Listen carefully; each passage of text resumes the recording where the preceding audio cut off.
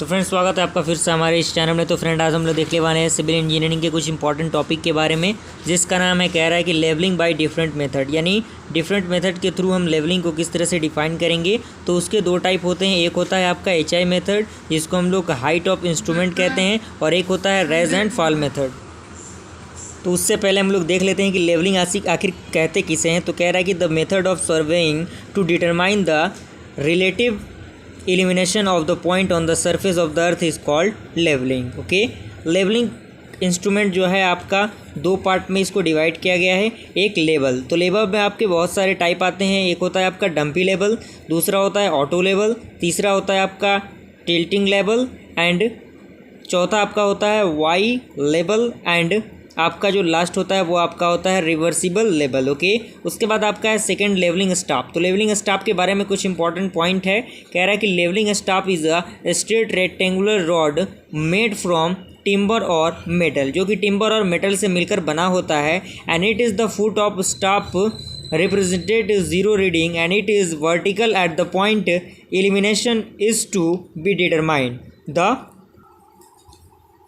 The purpose of leveling staff is to be determined by which the station is below or above the line of sight। The leveling staff of 3 meter 4 meter length are generally used in practice। Okay, ये है आपका self reading staff, जिसमें आपका solid आ जाएगा, folding आ जाएगा, telescope आ जाएगा, and उसके बाद आपका है target stop. Okay, term used in leveling, leveling में कौन कौन से टर्म यूज़ होते हैं वो है आपका station, height of instrument, back slide, four side, turning point जिसे हम लोग चेंज पॉइंट भी कहते हैं, और लास्ट है आपका इंटरमीडिएट साइड। तो इन सारी चीज़ों के बारे में थोड़ा बहुत डिस्क्रिप्शन आपको पता होना चाहिए, ताकि अगर एग्जामिनेशन में सवाल आए तो आप सही तरीके से उसे डिस्क्राइब कर सकें। तो पहला पॉइंट आपका है स्टेशन। स्टेशन क्या है? It is a point at which the staff is held for taking observation from a leveling instrument. Okay, and उसके बाद आपका है कि हाइट ऑफ इंस्ट्रूमेंट क्या है? The elimination of RL of the line of sight और line of collimation when the instrument is correctly levelled is known as height of instrument, जिसे हम लोग HI से डिनोट करते हैं। HI is equal to RL plus BS। Okay, उसके बाद आपका है बैक साइड। बैक साइड आपका क्या होता है कि it is the first reading from any set of instrument. The back sight is taken on a bench mark for the first setting of the instrument and on a turning point for the subsequent setting reduce the level of turning point can be determined before the shifting of instrument, जिसे हम लोग BS से denote करते हैं। Back sight is equal to HI minus RL, वही formula हो जाएगा पिछला फॉर्मूला के according.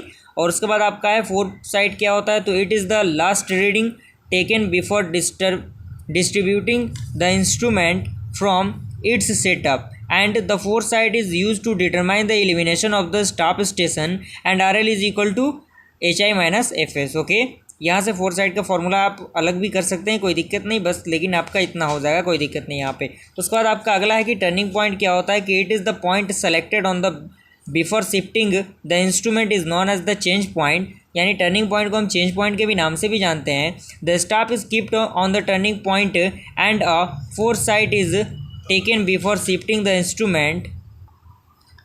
Back sight is taken on the staff still held at the turning point. Okay, आपका नेक्स्ट है आपका इंटरमीडिएट साइड। क्या होता है कि all sight taken between the fore sight and back sight are called intermediate sight. तो इसी के साथ हम लोगों ने इन चीज़ों को कंप्लीट किया। आई होप ये वीडियो आपको पसंद आए। वीडियो पसंद आए वीडियो को लाइक कीजिए और चैनल को सब्सक्राइब कीजिए। फिर मिलते हैं अगले वीडियो में, तब तक के लिए थैंक यू।